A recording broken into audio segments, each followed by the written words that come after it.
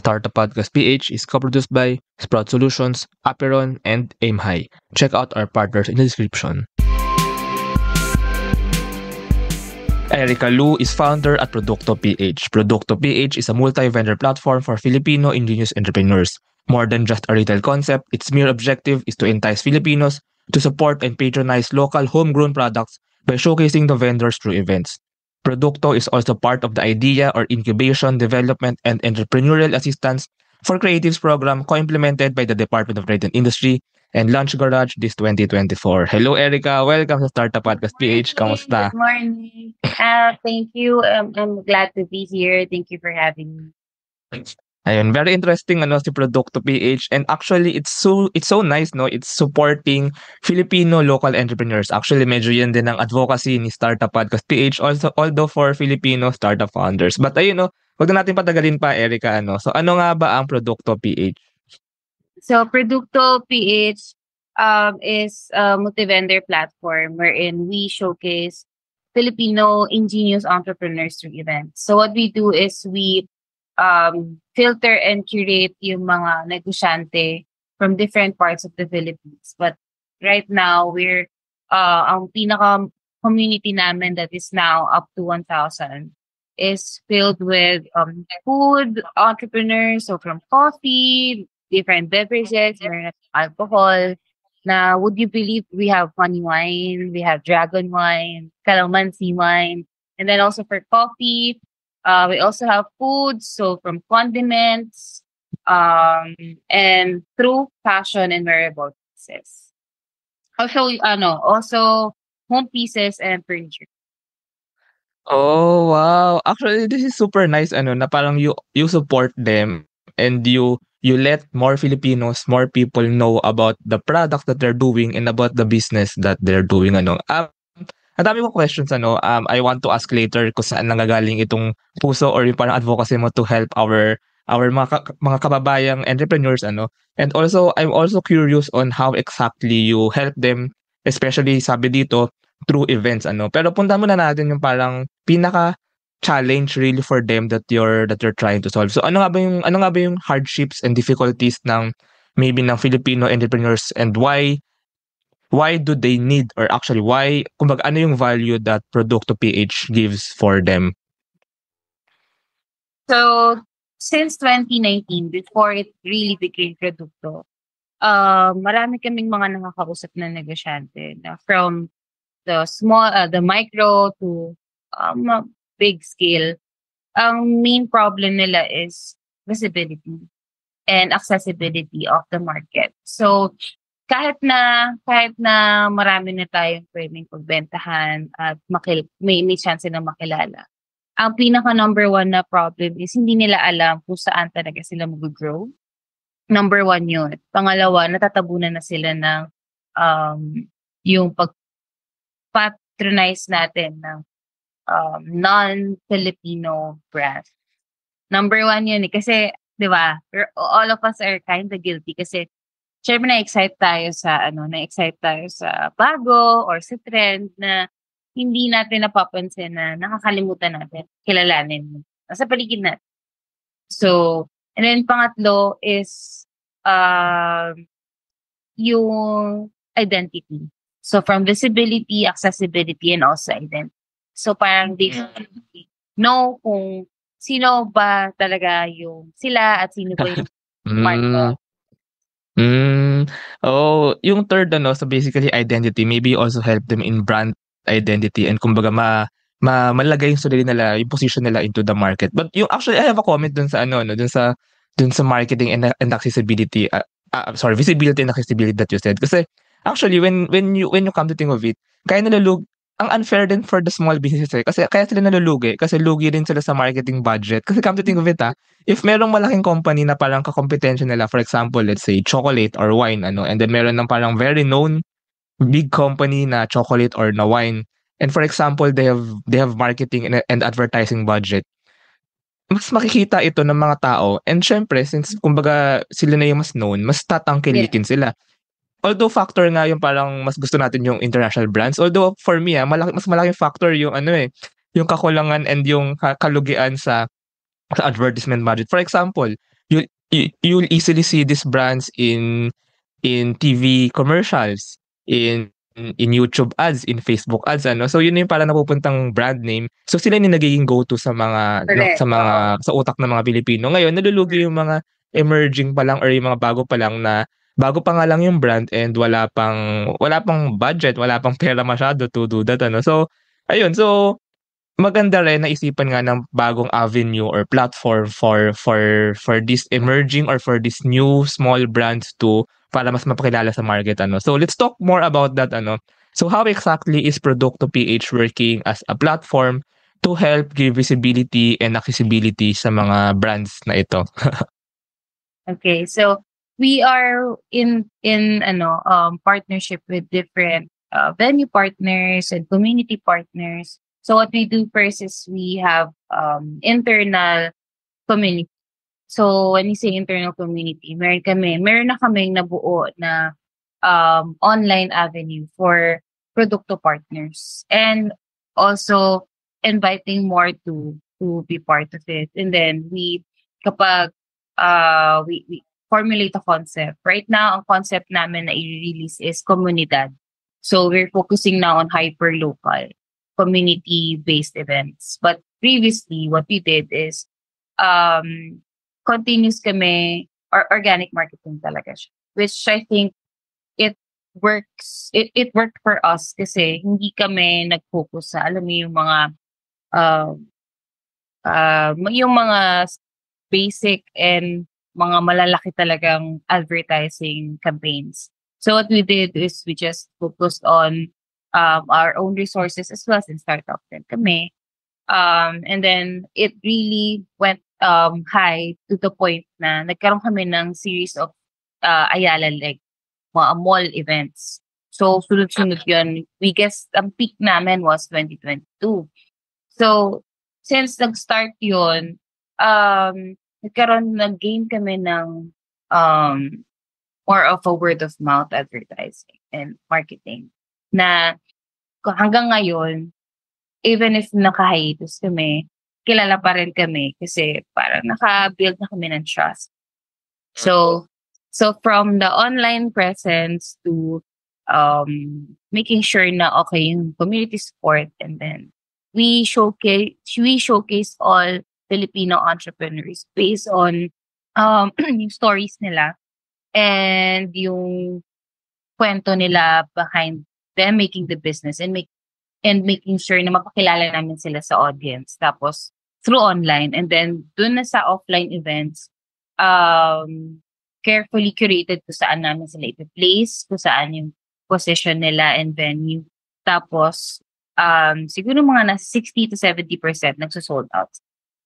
Wow, amazing. Actually, isingit ko lang 'no, medyo aligned pala yung advocacy nga natin talaga, Erica, Oh, 'no. Kasi although si Startup Podcast PH, for Filipino startups, and we also have now, just recently, an online platform din to I think medyo different approach ito 'no, pero parang online platform to para siyang ano, para siyang maybe database or directory ng mga local startups, and some of these are karamihan mga tech-based, ano, pero meron din yung mga actually merong, kumbaga parang mga artisanal and yung mga actual products, ano. Pero yeah, again about the online part nung online platform, so paano nagwo-work again yung sa online na parang helping these entrepreneurs gain visibility?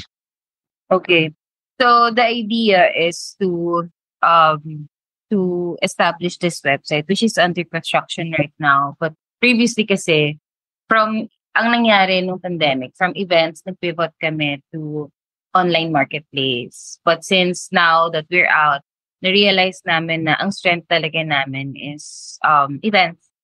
So we shifted back to showcasing events, which yun nga, nag-lead kami to 2022 na every month ang laki ng partnership namin with events. So shifting from online marketplace to having this website na when you go to our website and see, so it will be a two-way process for the entrepreneurs and also sino man gusto makakita ng entrepreneur. So, Mm. more of parang yung magiging listing kami, but at the same time, you'll see more of who they are, what they produce, and how you can reach out to them. So, kumbaga, if there would be a transaction between sino interested sa kanila, at least makikita nila kung sino sila doon sa platform namin.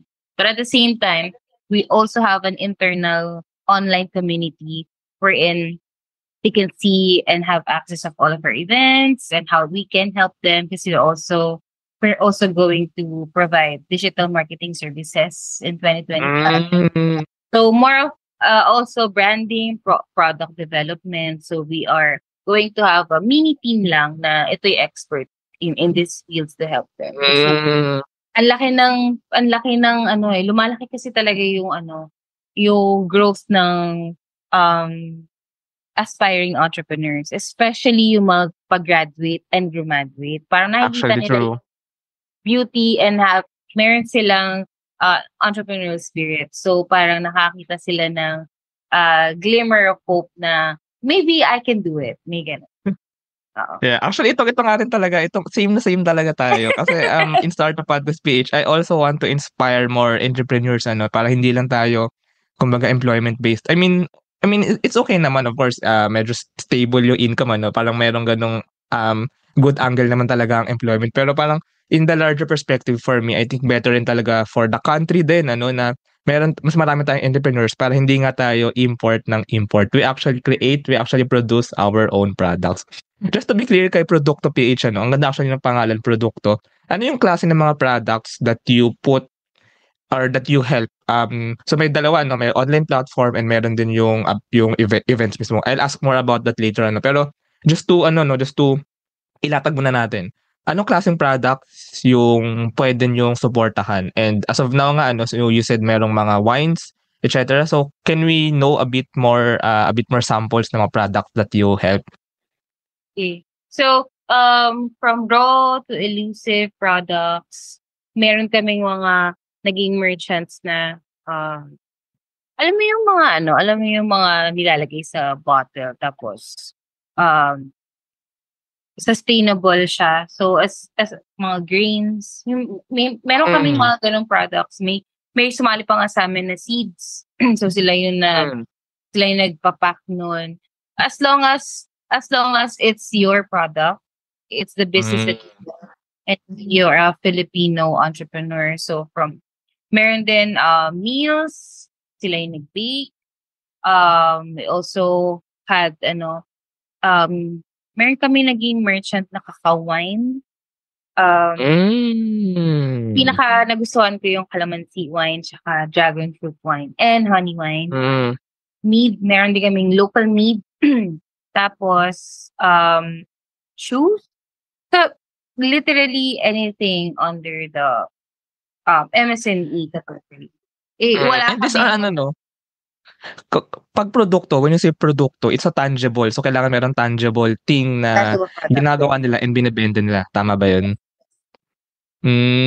Actually, very, ito na naman, very aligned nga tayo. And actually, ilan sa mga na-interview sa Startup Podcast, ay actually pasok din sa produkto. And I think, pwede rin nga makakuha na ma-interviewin as long as may... Ang perspective naman namin is may angle ng innovation. So, as long as may something new, I think yung cacao wine, it's already something new. But anyway, for example, some of the startups we interviewed, so actually kaka-interview ko lang, galing akong Baguio, I interview the first chocolate actually from Benguet. So it's a healthy alternative chocolate from Benguet. And then yung mga medyo matagal na, I think meron din yung sustainable pods. It's like a sustainable, it's like mga nakapad siya na detergent or nakapad na liquid soap, lalagay mo sa tubig and then it's pwede na siya pang linis. Or meron din mga sustainable products like soaps, shampoo bars, and meron ding mga, for example, si Magway, meron din mga sunscreen. So these are actually very nice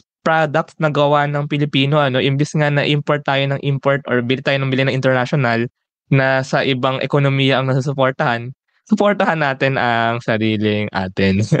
On the events naman, I think ang ganda rin nito na parang you said na na-establish na yung trust and yung word of mouth advertising na I guess in many events parang lalapitan na si Produkto PH na kung gusto nila lang parang mag-exhibit, parang gano'n ba siya nagwo-work? Kayo na yung lalapitan, kayo magco-curate, parang depende on the event, kayo pipili sa line-up niyo, sa listing ninyo kung sino yung mga puwede mag-exhibit dun. Gano'n ba siya nagwo-work? And yeah, so paano ba ito gumagana yung parang your partnership with actual physical events? Okay. So it works two ways. So, yung pinaka ginagawa namin is the first is we are the ones promoting our events. So let's say we are going to tap a particular venue and then magpo-promote na kami internally sa community muna namin. Itong community na to, ito yung mga sumali na before and then we retain them in a Facebook group or our email listing. So para sila yung may first updates of where we're gonna launch our next event series. Or may lalapit sa amin na community. Let's say, ang pinaka recent na lumapit sa amin like 6 to 8 months ago. And up until now, yun yung mga madalas lumapit sa amin are business college students. So we believe na apat na big universities ang lumapit sa amin. Professors na they want us to hold events specifically, pop-up fair specifically for their students. Kasi pag-graduate na, yun yung internship nila, OJT nila, and they want so nakakita kami ng opportunity na what is the best way for them to be encouraged and entering the entrepreneurial world is by them actually retaining the internship idea that they have para ma-establish nila as their business. And so far, lahat ng sumali sa amin in the previous month, hanggang ngayon, business pa rin nila. So nakaisip kami ng opportunity na in 2025, we're not just Produkto. So under Produkto, that's the umbrella, we'll be having different concepts of events that will help different fields and categories of this entrepreneurial community, entrepreneurial spirits for them to be enticed na, let's say, students man sila or mga out of school youth, yung mga nanay, mabigyan sila ng place na in a venue na they will feel na belong sila, and at the same time iisa yung team and makikilala sila without any judge. Wait, so you also organize your own event? You also make your own events? Is that right? Yun talaga siya. We really do our own pop-up fair events, and then Wow! do that. So Anong name pala? Anong name nung pop-up event? yun, it's Produkto talaga. Produkto pop-up fair. Ganyan siya. So, umiikot kami dito sa NCR kasi we want to validate first year sa NCR bago kami lumipat sa iba't ibang place. Kasi, I wanna go.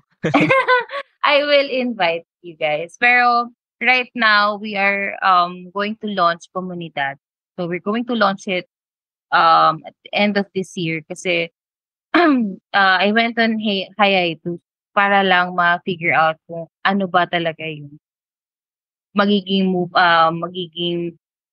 roadmap ni Produkto. And I finally found the recipe. So we are launching different concepts under the umbrella of Produkto. And then, yun na. So we're now focusing on community-based events for now. And then, we're going to launch the other concepts in 2025. Oh, that's actually interesting. Pupuwede nga rin by batch na parang this event merong kasi ang dami ng nakalista inyo no, around 1,000 So puwedeng certain event, ito munang certain team, and then different event, ito certain team. But ayun I actually wanna go. So I hope mabalitaan ako and kami actually ang buong podcast sa next na pop-up event ni Produkto. So yeah, kailan nga ba nangyayari ang mga event and kailan ba yung next and maybe even in 2025? So ano bang plano nyo on holding this pop-up events? Okay. So we are now in talks with venue in Makati sa ano siya pub.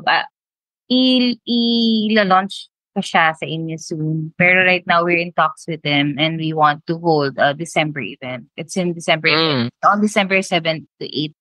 And then we are opening 50 to 60 slots.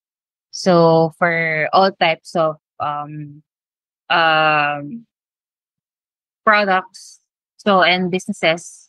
So from food, beverage, and pieces na for gifting. So holiday comunidad events. And then for 2025, we're going to launch 4 to 5 concepts. So one is we're relaunching Podukto. Po, as in yung po ng aso. Kasi we launched it na like last year and it was successful. So it's going to be under Produkto. It's event focused on Filipino brands for pets. So, yun na nga sa merong ng mga kumbaga si Produkto yung umbrella brand, Yes, umbrella yes. company, and merong mga teams below. Ano yung example ng mga ano pala, are these in malls, ganyan, or in parks? So parang para lang may idea tayo, no? Saan usually yung mga pop-up fair yung mga events nagaganap? So for Comunidad, it's going to be different buildings or basta na hindi siya mall. So depende ko saan. So mga ang pinipili namin yung medyo may crowd na. Pero hindi sa mall. And then for mall-based events naman, we're still Ayala. Our major partners are Ayala, Mega World. And soon we're going back to Rockwell Properties kasi hindi naman siya na-pursue before because of pandemic. Pero major partner talaga namin is Ayala.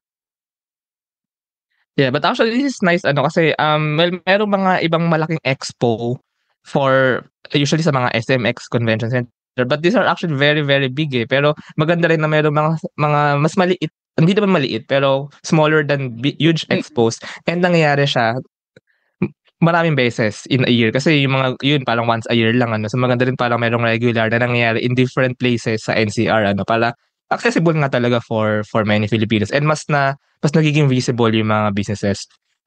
Last question about yung sa about dito sa paano nangyayari. Paano naman sumasali ang business or ang entrepreneur sa produkto? So ano yung parang model on how they are chosen and how they can join the online listing and also yung physical event. So paano siya nag-work?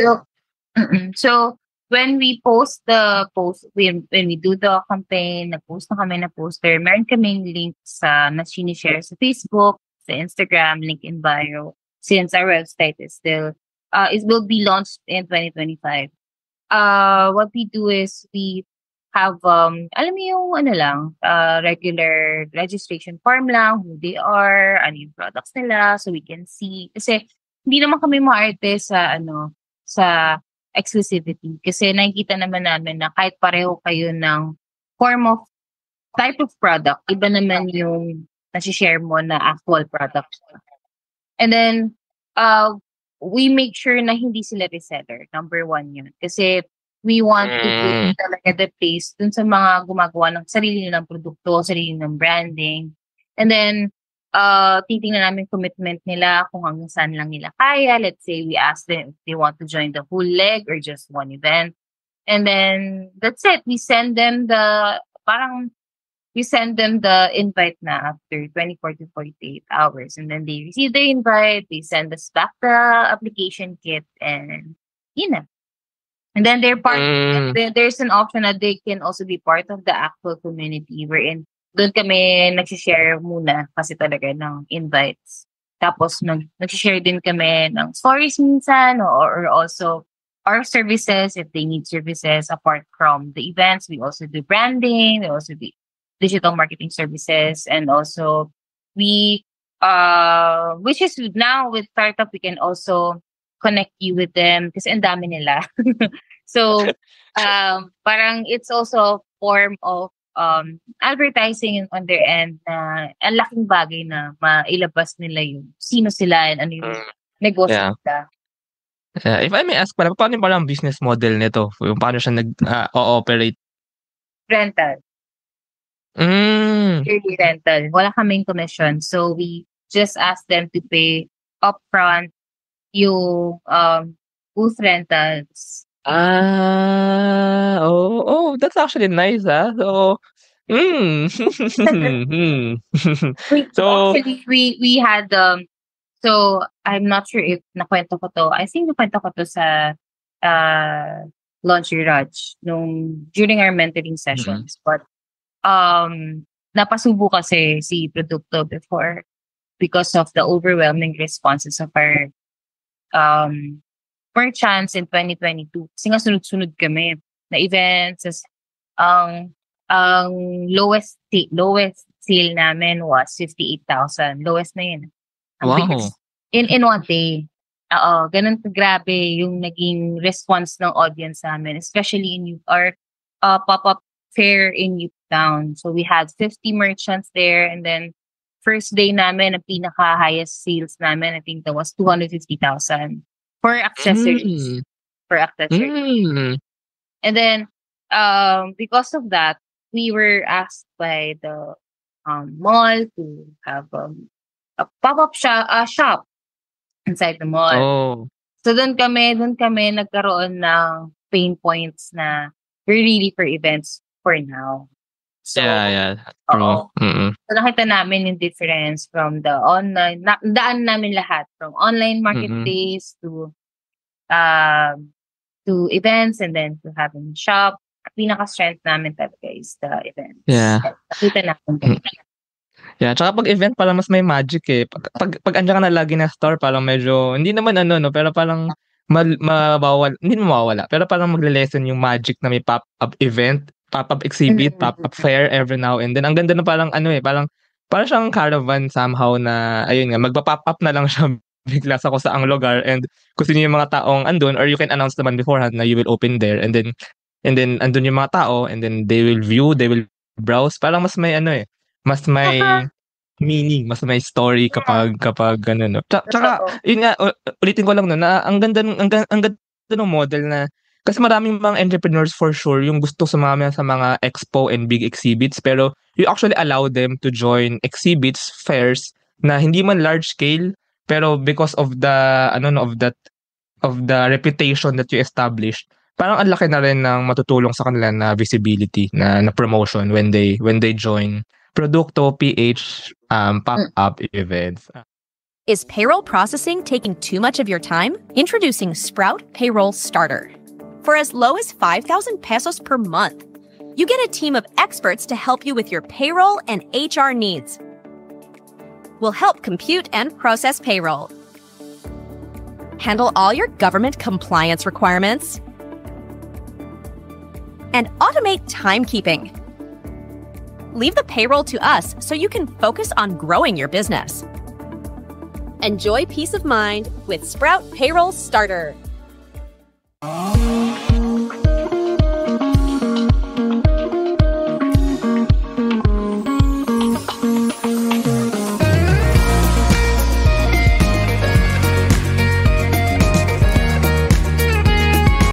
Ayun, and speaking of the story, so nakwento mo na yung mga ibang story ni Produkto after, pero can we move a little bit backward? So, paano nga ba nagsimula talaga ito? I mean, ang hirap imagine din na out of nowhere mag-start ang ganitong endeavor, ang ganitong effort. So, ano nga ba yung pinagmulan talaga ng Produkto PH as an idea and then as a startup?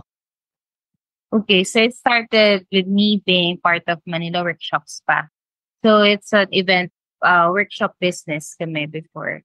And then me on the ground roots naman of me as an advocate of Filipino entrepreneurship. I'm at Tausug. Both of our clan sa family namin, Tausug tribes kami. And nakita ko yung pain ng isang Filipino na wala ka sa center ng Philippines, which is NCR. Imagine having the difficulty of accessibility and showcasing your own business. You're not part of the capital of the Philippines na nagkakaroon ng discouragement na, hindi ako sure kita ako kasi andito ako. Before pa to, like, before having Lazada, before having the other online platforms, and the ability to join the conventions. Parang nagkakaroon ng discrimination na may mga self-sabotaging feeling yung mga negosyanteng nakakausap ko kasi before. Bakit hindi nila nailalabas yung produkto nila?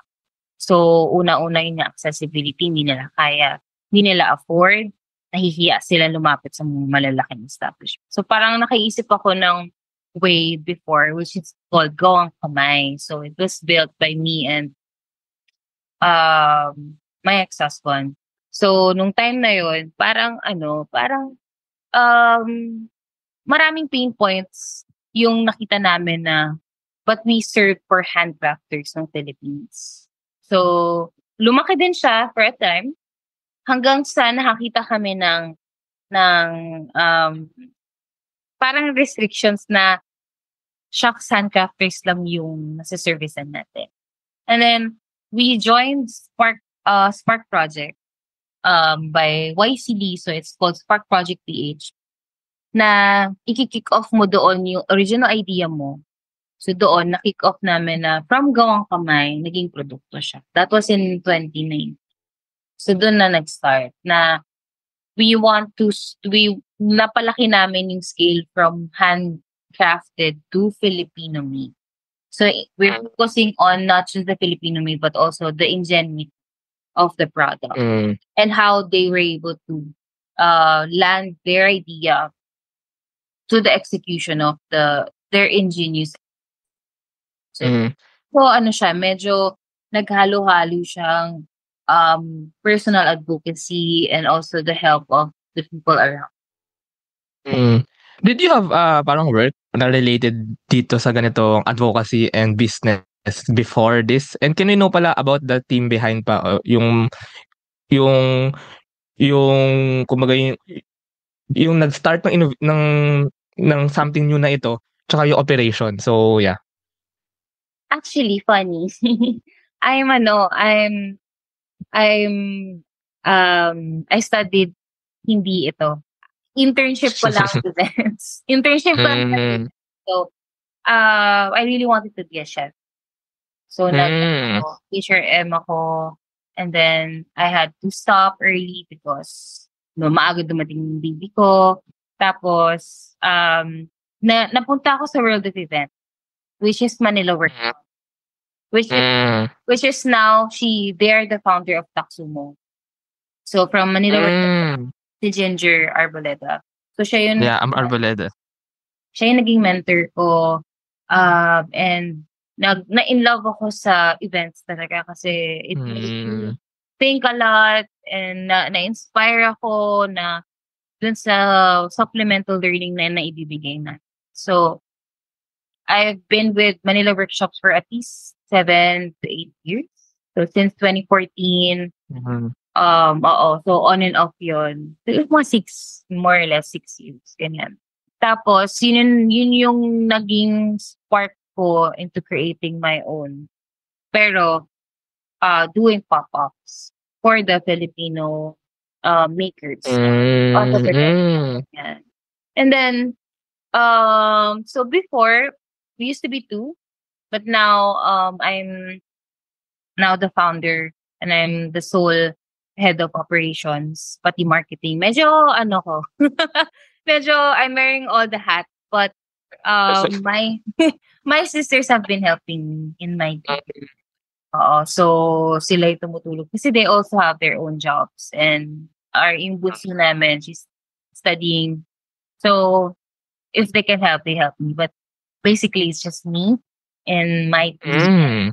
But I'm actually looking into scaling bit by bit, and I need to find like-minded people kasi I'm also part of their startup that has the same advocacy of produkto but digitalization naman siya. So medyo parehong-pareho kami pero digitalization naman siya. So part of our agreement is lahat nung nag-event sa akin i-onboard ko doon. So, so what will happen lang with Produkto online platform would be solely showcasing and marketing lahat ng sumali sa amin. Para lang bawa when you choose the particular event poster, you click it, you'll see all the lists, and then you Yeah. stories, their products. You'll have an idea Mhm. of who they are and where they o anong particular event na sinalihan nila sa amin, and hindi ka na mahirapan makita yung products nila. Kasi 'di ba may mga ibang fairs na hindi naman lahat napo-promote. Pero kami gusto namin lahat sila makilala not through events but also on. Yeah, parang may online brochure din ano. Parang gano'n magiging listing. Yeah. And yung ano pala ano, so yung online platform, pwede actually we can work together. I mean, as simple as I can link outside to your platform from Yes. our platform. So meron kaming online platform actually for startups. Parang listing din siya ng startups na na-interview sa podcast ano. So medyo same din tayo ng model eh. So I can easily link out to you and maybe we can talk more about other collaborations. But ayun no, so si Produkto PH ay naging part ng Idea for Creatives program na co-implemented ng DTI and ni Launch Garage. So, ano naman yung kwento dito? Paano kayo napunta dun sa program? And kamusta? Speaking of ano, no, you also mentioned yung scaling eh. Parang ang saya nga isipin na mas marami yung nagagawang pop-up fairs every now and then sa NCR and maybe even outside. So, how exactly also did this program help you on the business side of making Produkto PH? Yeah. So, I want to say my sobrang grateful ko sa team ng Launch Garage talaga. Kasi I was actually teaching demo day yun ng isa pang cohort ng Make Sense Academy. So that was way back in January. So I was pitching. And then Don of Launch Garage saw me pitching. And then he handed me his calling card and saying now we'll have this idea space cohort in February. Nawala pa sa isip ko, pero sobrang excited ako that time. So, kinulit niya pa ako, and nung sinalihan ko na beforehand pa na cohort for me to join. So, when I joined, ang dami kong biglang na-realize. First is, why we're doing it. Number one yun, na parang, masyado ko na-humble yung self ko na parang, I know na malaki yung gusto kong gawin and malaki yung gusto kong maitulong. Pero mas lalo ako nagkaroon ng realization kung bakit. Kasi it's also part of my personal growth with the company that I've built. Na parang I was trying to battle myself with depression, with the changes in my personal life. Doon ko nakita na yung beauty behind it na I grew with Produkto. So, actually, ngayon ko lang siya na-explain. Ngayon ko lang din to na-kwento kasi even being part of another endeavor, nakikita ko yung heart ko talaga. It stands with one principle, which is really being an advocate of hindi mo yung paulit-ulit siya, pero malaking bagay siya yung marunong ka lumingon sa pinanggalingan. Number one yun. Kasi I've also been trying to retrace my steps back to my roots. And for you to be able to do that, malaking shadow work siya sa sarili mo na ang laki na naging growth ko also as a founder and also helping these people. So, being part of that program, for me, is just more than the productivity and also the rebuilding of the actual fundamental and yung foundation ng business, but also networking you with the right people. So doon ko na feel na sobrang right people lahat ng mga namin. So sobra. As in, up until now, parang doon ko nakita yung beauty behind all of the people that was placed during that time. So, sobrang laki na naging growth ko way back January this year. Yeah. But actually, that's nice to hear, no, what you mentioned about at the end of the day, ang iyong company is actually still a personal story. Part talaga siya ng person na nag-found. Kaya very important din talaga ang principles and story ng founder in a startup. I mean, they might say some may agree na a company is a company. It's a system to bring in profits. Pero at the end of the day, parang very rooted lahat ng yung mga decisions ng company, yung organization culture, yung structure, nagro-root din siya sa sa pagkatao mismo nung founder nung tao, nung CEO maybe, or in larger startups, larger organizations nung board. Pero ang laki ng nagiging effect talaga ng founder nung sinimulan niya, nung finound niya yung company, yung mga maliliit na details, part talaga yun ng story and ng pagkatao mismo ng tao na nalipat kumbaga doon sa company. Another question lang pala about about the vendors, the merchants that you onboard. Paano kayo naghahanap ng mga merchants na ito? So we just post a call for merchants na invitation. So ang nangyayari diyan when we post a call for merchants, yung mga friends, uy, sali tayo, may ganoon. So nag-amplify siya in organic. But at the same time, we get our own applications na din from people that are able to see our post. So nasa-sign up na sila. So from there, we'll see kung sino naman yung pwede. But lahat ng qualified napapasali namin. Nasasend namin. And then siguro yung success rate from the registration form nasa 70% sumasali. So yung iba parang nagkikita nila, ay hindi pala ako pwede. Ganito pala yung schedule nito. So para kasing yung ibang merchants, ang nakikita namin habit nila, sumasali. Tapos pag nakita nila yung actual, ay hindi pala ako pwede. So kaya kami, we make sure na kami nung sa team namin, we make sure na kapag nag-submit na sila ng nag-sign, ganyan, yun pa lang yung time talaga. Yeah. Well, usual style naman yun ng parang naman din na siya, usual na gagawin ng Pilipino or ng entrepreneur for But anyway, ayun that's actually super nice word of mouth na rin talaga si Produkto PH. And I think that's the best way to advertise, and that's a good sign that the product, that what they're doing is really working. Introducing Aim High. Smarter construction management starts here.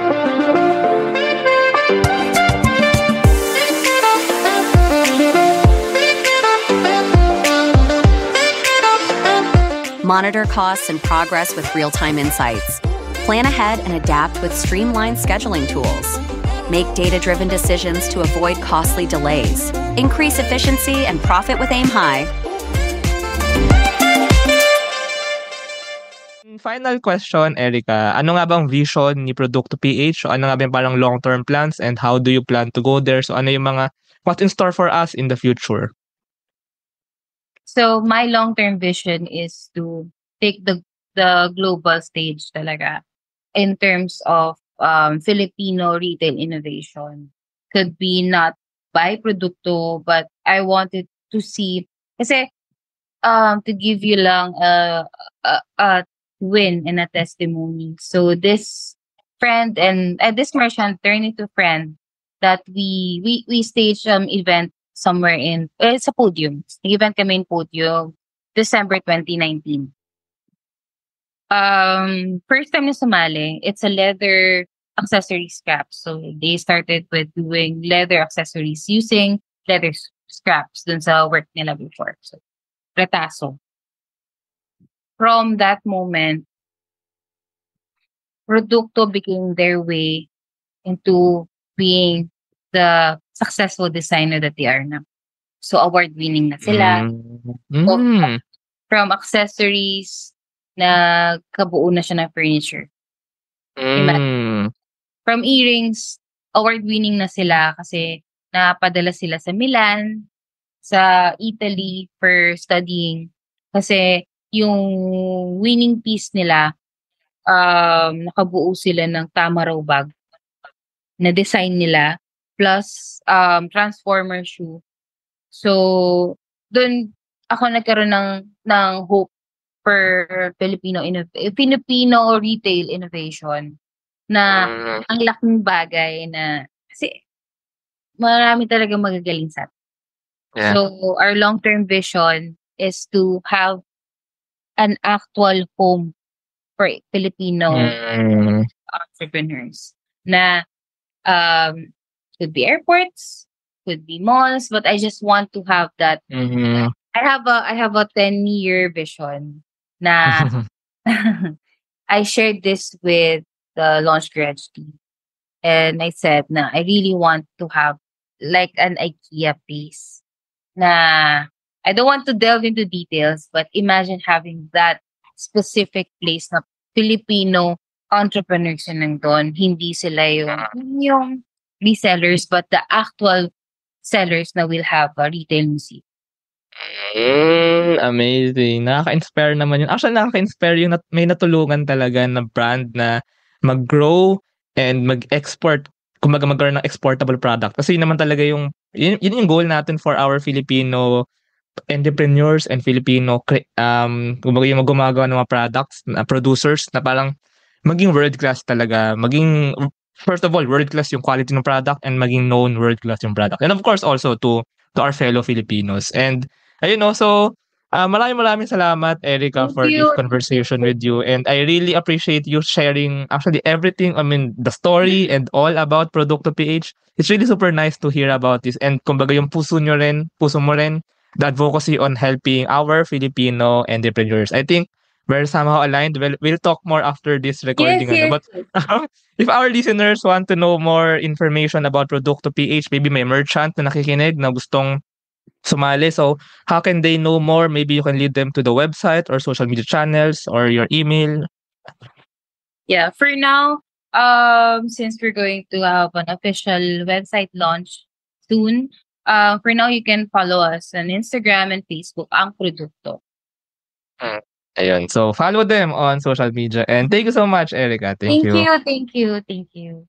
Thank you very much to our 52 patrons. This episode is super powered by Asklex PH Academy, our official e-learning partner. Get certifications on Lean Six Sigma, project management, data science, and more. Unawa, driving digital transformation with secure, legally enforceable electronic signatures and robust AML compliance. Schooltech, all-in-one AI-integrated school and learning management system. Better Support, a Manila-based BPO company. They are offering a referral program for anyone who can bring in new clients. Let us know if you know any Western-based business that might have a need. Britanna, cloud-based enterprise-grade ERP solution that fits the small and medium business budget. Wonder Brand, data science-driven brand strategy and design company for emerging markets. Fail Coach Miha Matlievsky, business training, coaching, and consulting for startups and SMEs who are scaling or finding product market fit. Drive Manila, Philippines' largest peer-to-peer car rental community. East Point Business Outsourcing Services, one-stop shop for streamlined business solutions for MSMEs such as business registration, bookkeeping, and more. Doon, Philippines' first fully insured peer-to-peer car sharing marketplace. Hire Business Solutions, provider of the most configurable cloud-based payroll system in the Philippines. Divicode Technologies Incorporated, IT solutions specializing in software development, blockchain smart contracts, digital wallets, and cybersecurity. Mata Technologies, Philippines' premier provider of virtual tours and maps for LGU's real estate, tourism, and private businesses. Smile, consent-driven digital employment verification service to make smarter decisions faster. One CFO, CFO services, bookkeeping and tax and payroll processing for startups and small businesses. Mamiki Super Pet App, Philippines' first ever one-stop mobile app for pet products and services. Ignite Careers, career matching platform for Filipino talent and hiring companies in the outsourcing industry. Looking for buy and sell online with Sigurado sellers. NutriCoach, personalized nutrition and weight loss programs for you. This episode is powered by Wasteless PH, Tech Tribe, Yay, Uplift Code Camp, Board Prep, Dohe Philippines, Edfolio, Hive Rooms, Kazam, CodeSham, Jure.ph, Big Giant Games, Agile Data Solutions, Hustle PH, Pahatid PH, Founders Launchpad, Pareto Consulting, Contact RFID Business Cards, Sirius MD. Support the podcast through the links in the description.